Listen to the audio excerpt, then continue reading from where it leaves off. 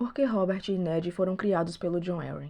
Então, em Westeros é normal que nobres peguem filhos de outros nobres para criar, porque além dessas crianças aprenderem o estilo de vida de outro local, isso também é um tipo de aliança. No caso do Jon Arryn, ele fez amizade e aliança com Rickard Stark, que era o pai do Ned, e Steffan Baratheon, que era o pai do Robert. Então os filhos deles foram mandados para serem criados no Vale de Arryn. E provavelmente, se o Jon tivesse um filho vivo naquela época, ele seria mandado para ser criado em um desses locais. Inclusive, muitos anos depois, o Jon queria que o Robert Arryn, seu filho, fosse criado pelo Stannis. Mas isso não aconteceu porque o Jon morreu antes. A questão é que o Ned, como segundo filho, naquele momento, faria todo sentido de ser mandado para ser criado em outro local. Mas o Robert era o herdeiro de seu pai. Então faria mais sentido o Steffan ter mandado o Stannis ou Renly para ser criado no Vale. O problema é que nós não sabemos quando exatamente o Robert foi mandado para ser criado pelo Jon, e nem qual foi o parâmetro de escolha. Talvez eles tenham percebido que duas crianças muito quietas, como o Ned e o Stannis, juntos, não daria muito certo, e nem duas crianças muito agitadas, como o Robert e o Brandon. De qualquer jeito, ia ter um herdeiro de sua casa nesse trato, e como não era incomum, as pessoas não desconfiaram nem reclamaram. Por que os Sete Reinos não se separaram após a rebelião do Robert, como era antes da conquista? Então eu vou falar a minha opinião, o jeito que eu entendi.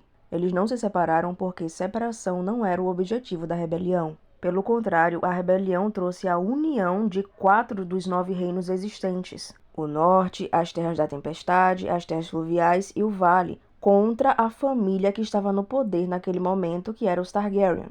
Ao contrário do que acabou sendo os desejos de alguns dos reis da Guerra dos 5 Reis que aconteceu depois, a rebelião do Robert nunca teve o objetivo de separar os reinos.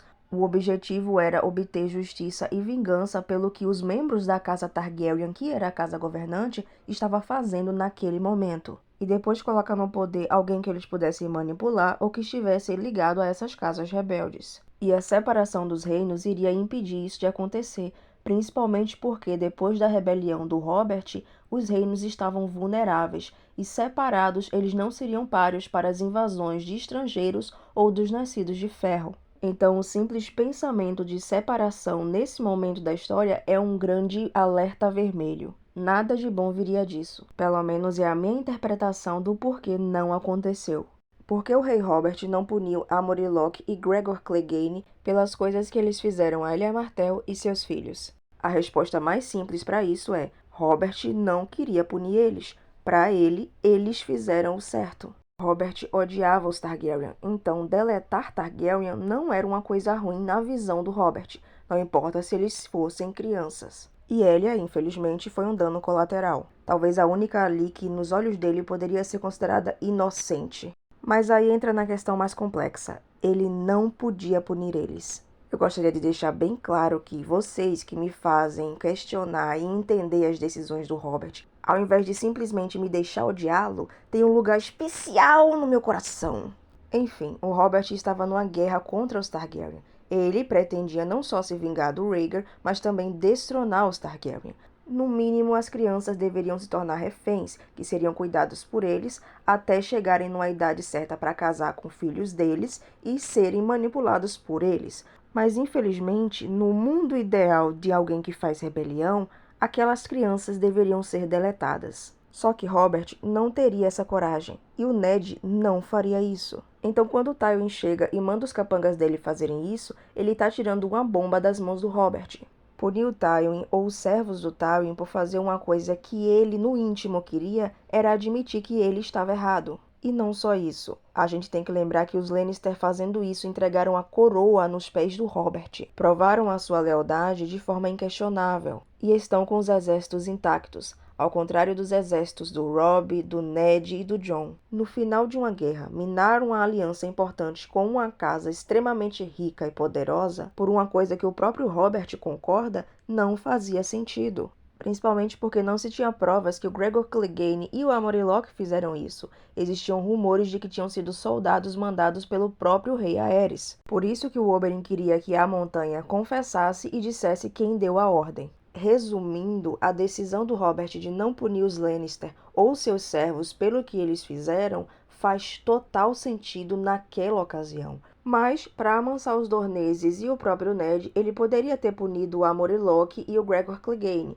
Obviamente, o Tywin entregaria eles numa boa para se salvar e manter as aparências. Só que o Robert preferiu não fazer isso, provavelmente por causa do ódio aos Targaryen. E por ser bom ter alguém que iria fazer o trabalho sujo por ele. Uma decisão política misturada com uma pitada da emoção do ódio, mas que faz sentido. Porque alguns personagens que são das Terras Fluviais chamam o Robb de rei, porque ele foi declarado rei do Norte e do Tridente. A gente vê isso no capítulo da Catelyn, quando ela percebe que lordes de casas que nunca tinham sido governados por Winterfell estavam se ajoelhando ao Robb, ou seja, casas das Terras Fluviais. Mas por que isso aconteceu?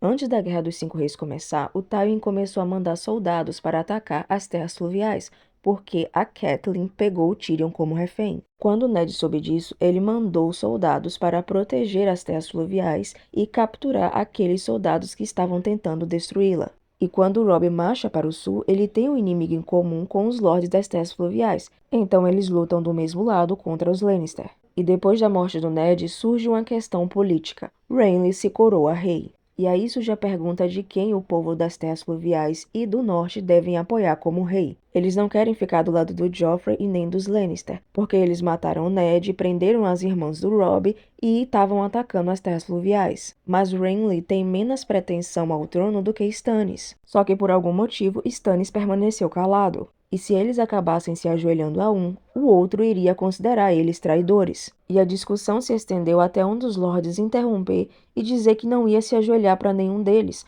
porque eles não sabiam quem eles eram e nem se importavam. Então ele virou para o Robb e disse que o Robb seria o único rei que ele estaria disposto a se ajoelhar. E por todo esse contexto que eu falei antes, os lordes do norte e das terras fluviais concordaram com essa afirmação e nomearam Robb rei do norte e do Tridente. Outra pergunta que me fizeram é por que Ned levou sua espada Gelo para Porto Real? Então, Gelo é uma espada cerimonial usada pelo Lord Stark, que naquela época era o Eddard, mais conhecido como Ned, que foi chamado pelo rei Robert para servir como mão do rei em Porto Real. E ele aceitou porque, entre outras coisas, não confiava nos Lannister e estava procurando quem era o assassino de Jon Arryn. Só que isso poderia demorar. Enquanto isso, ele estava fazendo seu trabalho como mão do rei. E isso poderia incluir o trabalho de deletar algumas pessoas, porque o Ned acredita que a pessoa que dá a sentença tem que brandir a espada. E a Gelo, sendo uma espada de aço valeriano que está há séculos na casa Stark, seria o símbolo perfeito e totalmente adequada para essa função. Lembrando que, mesmo que ele não esperasse ser deletado em Porto Real, ele também não esperava voltar para casa tão cedo. Então, não tinha motivos para deixar Gelo em Winterfell, diferente de seu pai Rickard Stark, que provavelmente deixou Gelo em casa porque iria fazer um julgamento por combate pela vida de seu filho. E como Gelo é uma espada de duas mãos, provavelmente não seria adequada nessa ocasião. Espero que tenha dado para entender. Porque Aemond era obcecado pelo Daemon.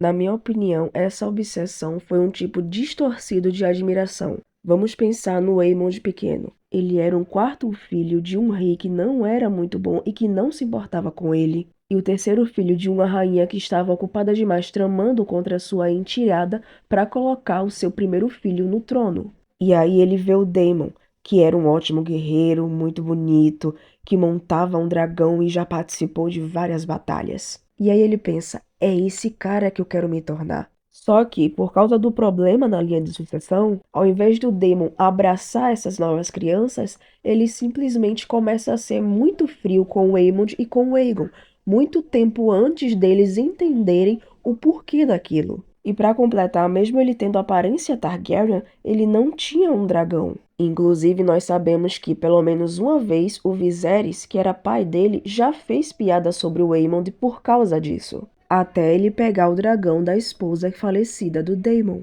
E o que é que isso muda realmente pro Aemond?